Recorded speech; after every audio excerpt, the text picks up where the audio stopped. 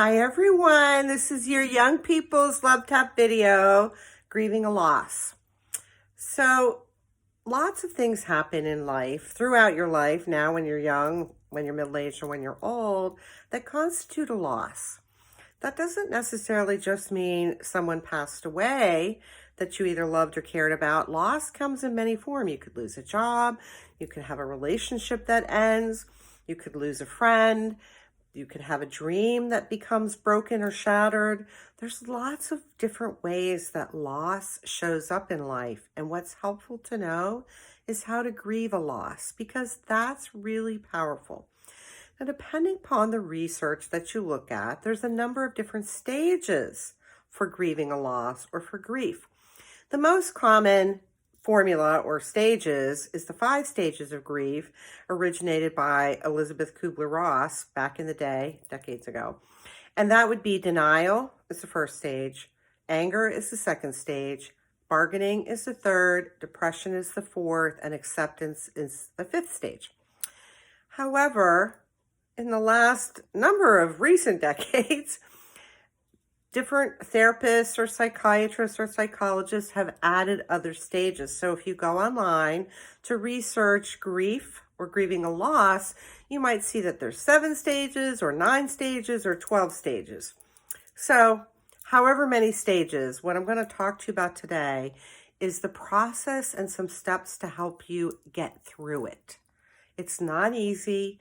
Grief is not easy. Grieving a loss of any kind is not easy, but this is a skill set, and it's a skill set that will help you have a better life and a happier life. I mean, grief is sad. That's what grief is. But you can get through life if you know how to manage and process and deal with grief, because it's a skill set. So, and it's going to happen. Like, things happen. All right, so number 1 under the tips section is you want to name the loss and claim it. Obviously, if someone passed away, that's pretty obvious. However, there are other types of losses that, might not occur to you that you're grieving or that you should be grieving.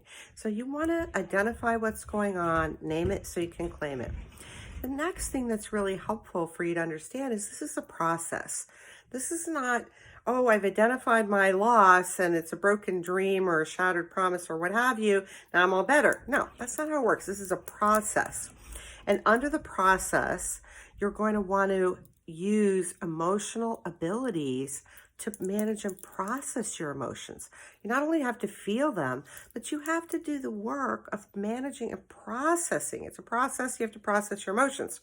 So one area that most people are not good at is managing, processing, identifying, managing, and processing their emotions. It's just a skill set that's sadly lacking, but you're going to want to get that skill set, because that'll give you like a life on, super potent, superpowers to be able to do that. It really is kind of a superpower.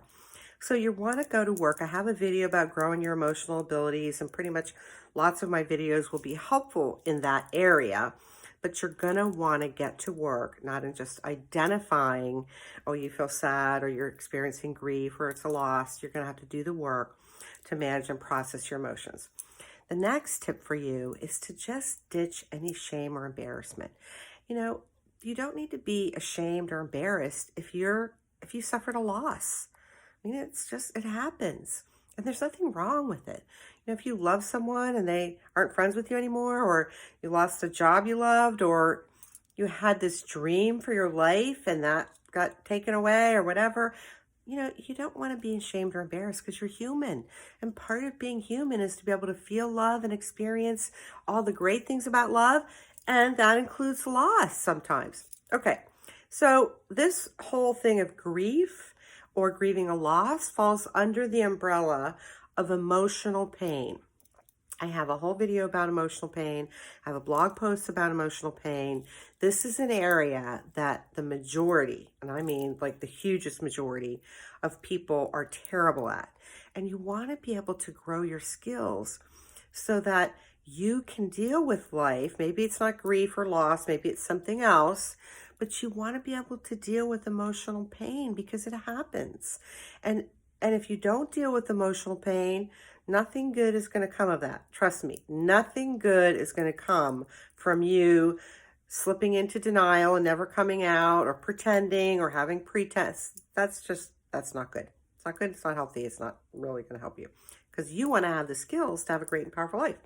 So some other tips while you're going through the process of grieving a loss or grief would be to bone up and really get good at self-care and self-compassion. I have a video on each of those subjects. I have a blog post on each of those subjects.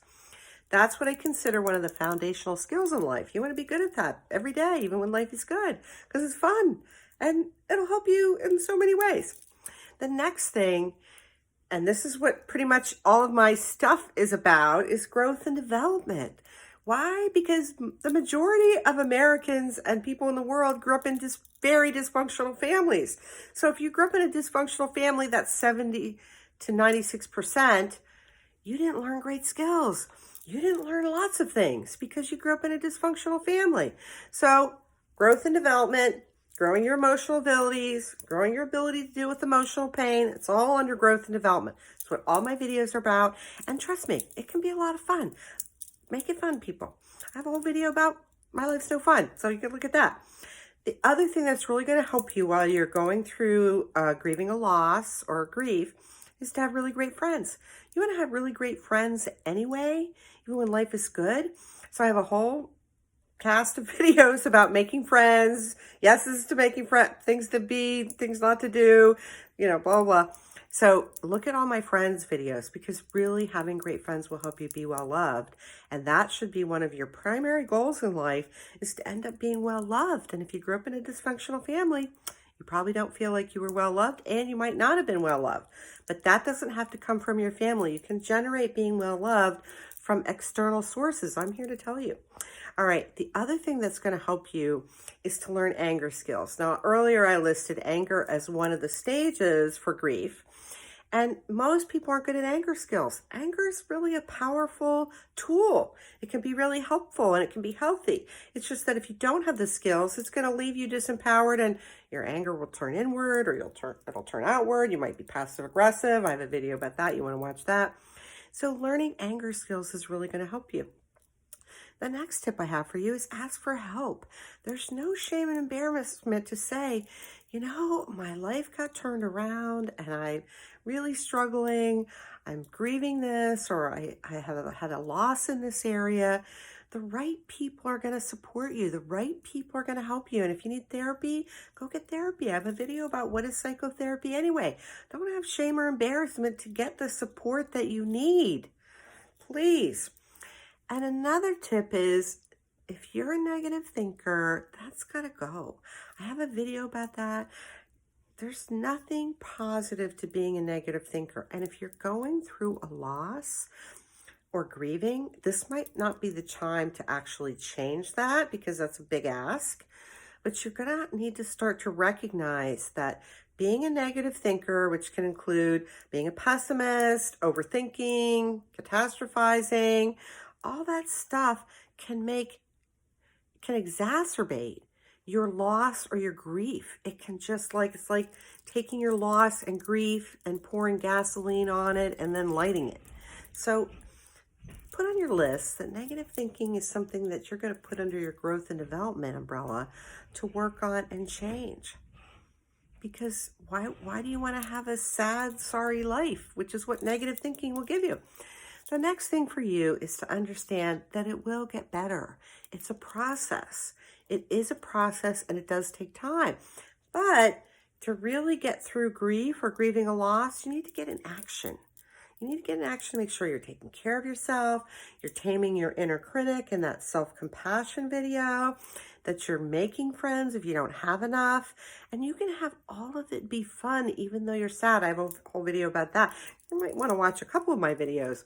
Because just because you're grieving a loss or, you're in a stage of grief, that doesn't have to cast a gray cloud over your entire life. You can still do things that make you happy, even though you're suffering because you've suffered a loss or you're grieving. you can still have happy moments and happy times in your life. And I highly recommend that because that'll help you get through the grief. Because we want you having a life where you're happy, you're healthy, and you're empowered. And that's going to take skills, practices, habits, attitudes, and beliefs. And trust me, it doesn't have to be boring. It can be really fun. Like, make it fun, people. All right. So I hope that's been helpful. It's really hard when you've suffered a loss or you're grieving over someone or something, but you can get through it. You might just want to put some action items on your list. I hope that's been helpful. Let me know how I can help you because it would be my utmost pleasure to help you have a better life. Take care.